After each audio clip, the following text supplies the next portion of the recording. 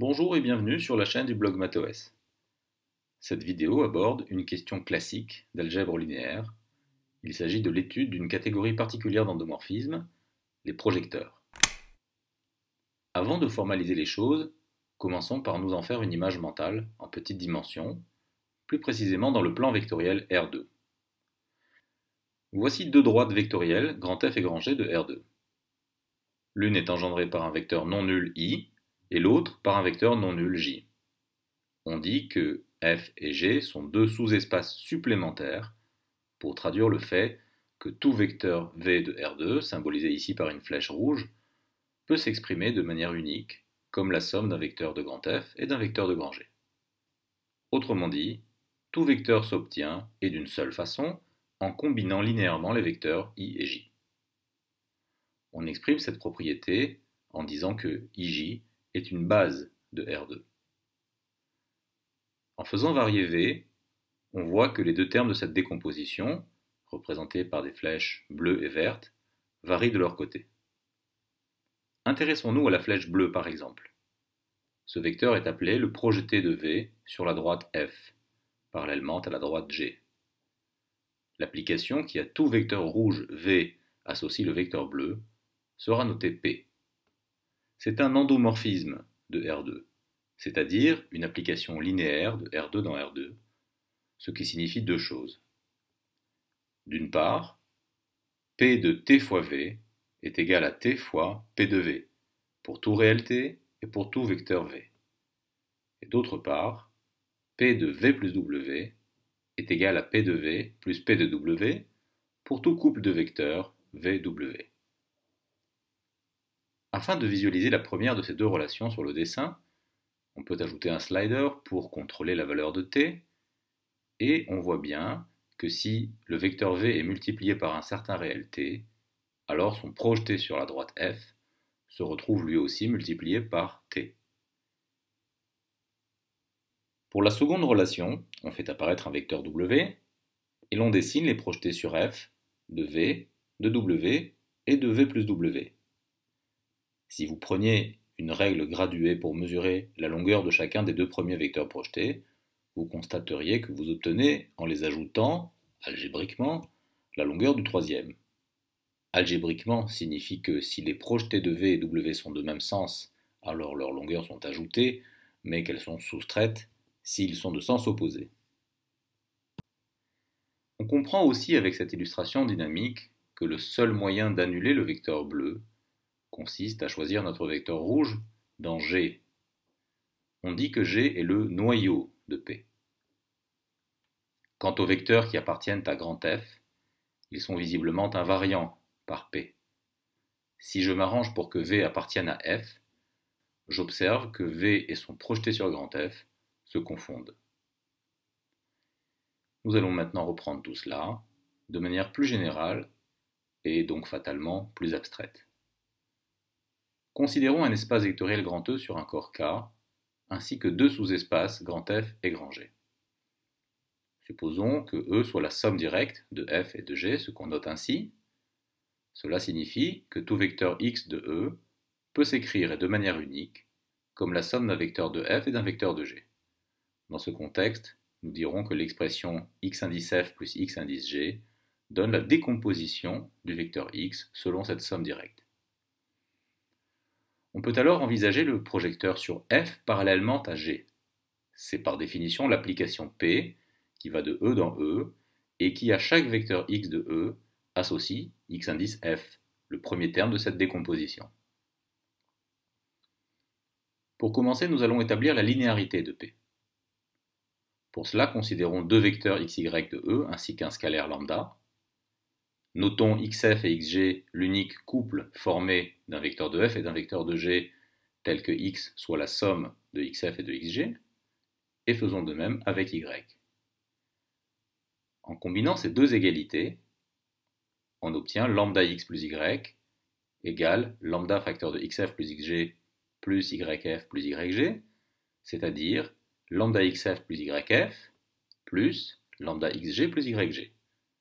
Mais comme grand F et grand G sont stables par combinaison linéaire, ce sont des sous-espaces vectoriels, alors lambda xf plus yf appartient à f et lambda xg plus yg appartient à g. On voit ainsi que le second membre de cette égalité étoile donne la décomposition du vecteur lambda x plus y. Par conséquent, le projeté sur f parallèlement à g de lambda x plus y n'est autre que lambda xf plus yf, c'est-à-dire la combinaison linéaire correspondante des projetés. Nous avons prouvé l'égalité p de lambda x plus y égale lambda p de x plus p de y. Ainsi, P est une application linéaire de l'espace vectoriel E dans lui-même, c'est-à-dire un endomorphisme. Continuons maintenant notre exploration. Remarquons que si x appartient à G, alors l'unique décomposition de x est la suivante, x égale vecteur nul plus x, ce qui montre que P de x est égal au vecteur nul, autrement dit, que x appartient au noyau de P. Et réciproquement, si P de x est nul, c'est-à-dire si xf est nul, alors x est égal à xg, et donc x appartient à g. Nous avons prouvé que le noyau de P est égal à g, ce que nous avions d'ailleurs observé expérimentalement au début de cette vidéo. Ce sera notre relation numéro 1. Prouvons maintenant que le noyau de P moins identité est égal à grand F. Autrement dit que grand F est ce qu'on appelle le sous-espace invariant de P. Ce sera notre relation numéro 2. Si x appartient à f, alors en écrivant simplement que x est égal à x plus vecteur nul, on a devant nous la décomposition de x. Et l'on voit aussitôt que p de x égale x, autrement dit que x appartient au noyau de P moins identité. Réciproquement, si x appartient à ce noyau, alors x égale p de x, ce qui montre bien que x appartient à grand F puisque l'application P est à valeur dans grand F. Nous avons prouvé l'égalité 2. Observons encore que P est un endomorphisme idempotent, c'est-à-dire que P carré égale P. Ce sera notre relation numéro 3. Bien entendu, P carré désigne ici l'endomorphisme composé P rond P. En effet, pour tout x dans E, vu que P de x appartient à grand F, alors P de x est invariant, ce qui s'écrit P de P de x égale P de x. Encore, P carré de x égale P de x. Résumons ce que nous avons vu à ce stade. Le projecteur sur F, parallèlement à G, est un endomorphisme idempotent, son noyau est G, et son sous-espace invariant est grand F. Nous allons maintenant inverser le point de vue. Oublions tout ce que nous venons de raconter et considérons un endomorphisme P, vérifiant P carré égale P. Nous allons prouver que P est un projecteur au sens de la définition géométrique qui a été donnée au début, c'est-à-dire qu'il existe deux sous-espaces supplémentaires F et G, tels que P associe à tout vecteur x de E le premier terme de sa décomposition en la somme d'un vecteur de F et d'un vecteur de G. Pour cela, montrons notre relation numéro 4, E égale noyau de P moins identité, somme directe, noyau de P. Cette égalité signifie trois choses. D'une part, que la somme du noyau de P moins identité et du noyau de P est directe. D'autre part, que cette somme directe est incluse dans E. Et enfin, que l'inclusion réciproque est aussi vraie. Nous savons qu'une condition nécessaire et suffisante pour que la somme de deux sous-espaces vectoriels soit directe et que l'intersection soit nulle, c'est-à-dire réduite au singleton vecteur nul. Or justement, si x appartient à l'intersection des noyaux de P moins identité et de P, alors P de x égale x, et P de x est égal au vecteur nul, donc évidemment x est égal au vecteur nul. En toute rigueur, ceci montre seulement que l'intersection des deux noyaux est incluse dans le singleton vecteur nul, mais nous savons bien que le noyau d'un endomorphisme contient le vecteur nul, et donc on a aussi l'inclusion inverse. Voilà pour le premier point. Le second point ne mérite pas qu'on s'y attarde, car la somme de deux sous-espaces vectoriels, qu'elle soit directe ou non, est un sous-espace vectoriel, donc évidemment une partie de E. Et il ne nous reste donc plus qu'à traiter le troisième et dernier point, c'est-à-dire à montrer que tout vecteur x de E peut s'écrire comme la somme d'un vecteur du noyau de P moins identité et d'un vecteur du noyau de P. Imaginons un instant que ce soit bien le cas. Notre vecteur x s'écrira donc sous la forme x égale a plus b, avec les conditions p de a égale a et p de b égale vecteur nul. Si l'on applique P aux deux membres de cette égalité et qu'on tient compte de la linéarité de P, on obtient P de x égale P de A plus P de B, donc égale A. Ainsi, il est nécessaire qu'on ait A égale P de x, et donc fatalement B égale x moins P de x. Nous avons prouvé que si x est la somme d'un vecteur A invariant par P et d'un vecteur B du noyau de P, alors ces deux vecteurs sont nécessairement A égale P de x et B égale x moins P de x.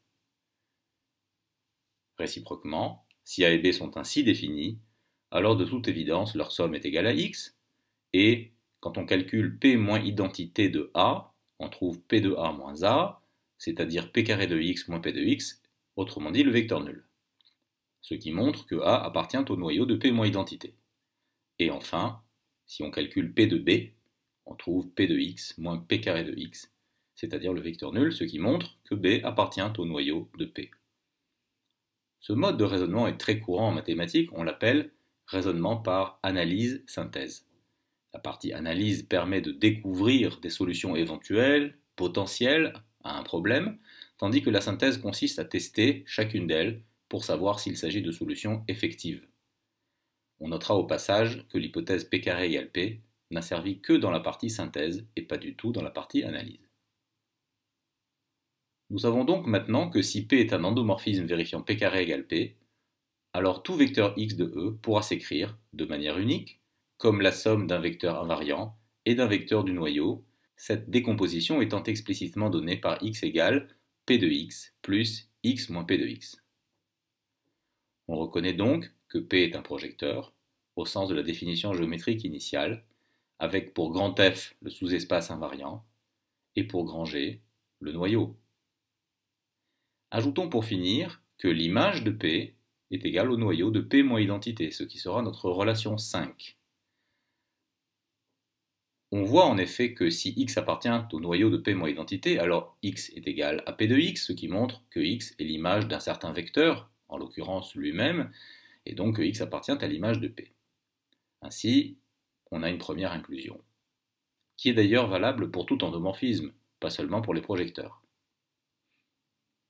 Et pour l'inclusion inverse, on se donne un vecteur x dans l'image de P, qui s'écrit donc sous la forme x égale P de A pour un certain vecteur A, et on observe que P moins identité de x est égal à P de x moins x, c'est-à-dire P carré de A moins P de A, donc égal au vecteur nul, et ceci montre que l'image de P est incluse dans le noyau de P moins identité, ce qui donne l'égalité annoncée. Voilà, j'espère que ces explications étaient assez claires, et je vous propose de nous arrêter là. Je vous donne rendez-vous dans une prochaine vidéo afin de poursuivre l'étude des projecteurs d'un espace vectoriel, et nous commencerons par y étudier un exemple explicite de calcul du projeté d'un vecteur sur un certain sous-espace vectoriel parallèlement à l'un de ses supplémentaires.